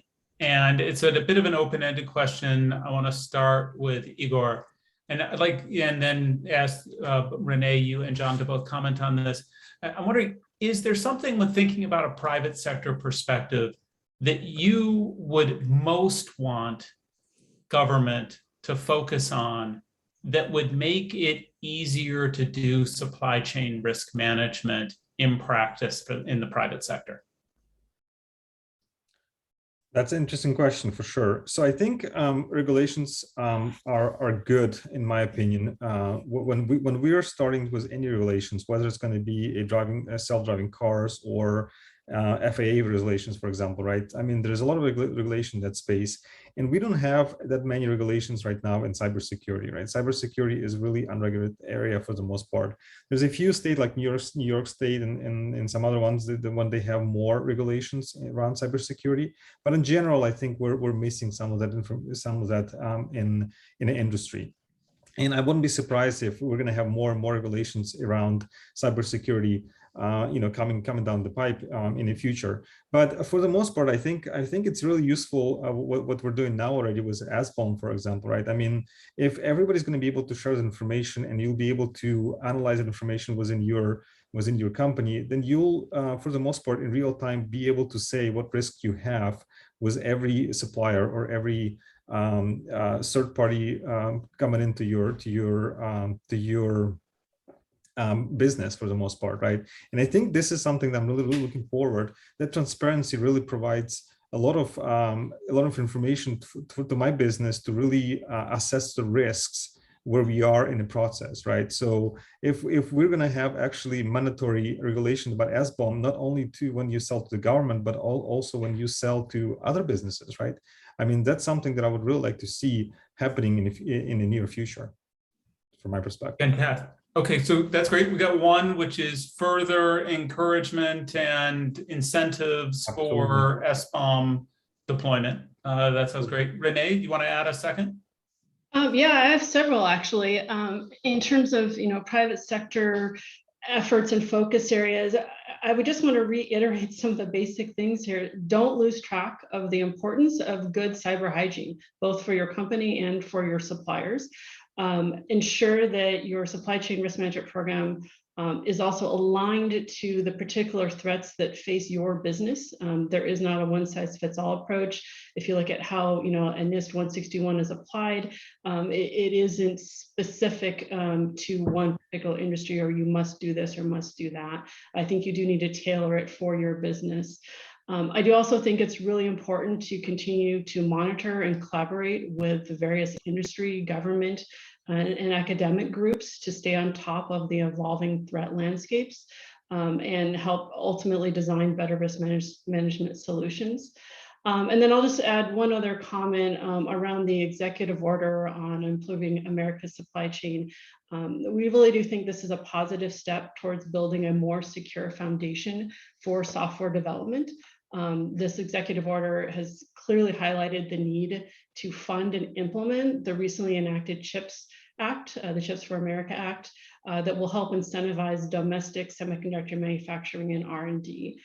This is really important in maintaining and enhancing supply chain resilience for these critical technologies. So, let's all hope that Congress is able to push this through now that the $52 billion in funding has been set aside. That's great. And thanks. I love we've got incentives for Sbomb deployment and incentives for domestic resilient supply chains and innovation within that space, specifically the funding in the CHIPS Act. John, you got a third thing? You really like to see government do to help your members in the IT sector? Yeah, definitely. It's probably hard to keep it to one, but I'll try, because I think I can combine the both of them. I mean, I think at the top line, what we encourage the government to do, and what we encourage really all governments to do, is really to kind of take a holistic, harmonized, risk-based and evidence-driven approach to this issue. And there's a whole variety of reasons for that. I mean, I think anyone who follows this issue even casually knows that there is a lot going on in the policy space. Even if we just look at the US, there are, I think, over 30 different efforts across the administration, counting these various different executive orders, and we only scratch the surface. There are more than just the two that were mentioned here today. And there actually is a new resource that the task force just published this week.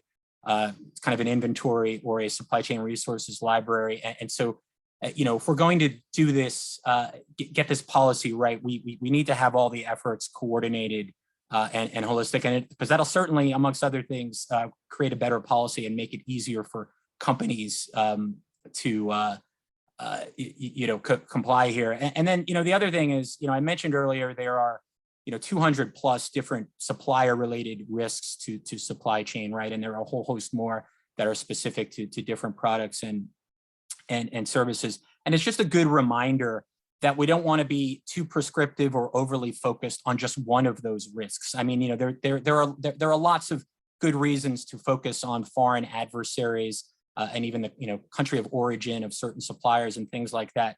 But if we only focus on that to the exclusion of other topics and other risk factors, we're not going to have that type of harmonized, kind of 360-degree view of risk that we really need, because it's so context specific to particular companies and their supply chains and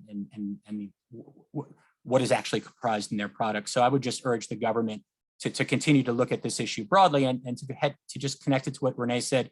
The America's Supply Chain Executive Order is a great example of that. It's not just focused even on security, but also on the broader concept of resiliency and things like ensuring manufacturing capability and other factors.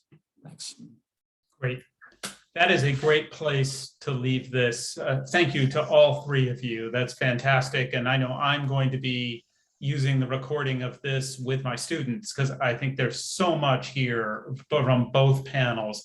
I really want to thank everybody from the center who's worked on both of these workshops. And as we continue the series, I hope all of you will be able to attend the next couple that are being scheduled, and specifically to thank the folks from NIST for participating and helping make this possible. Thank you all for attending, and we will be sending out communications when the recordings are available for everyone. Thanks a lot. Thank you. Thank you.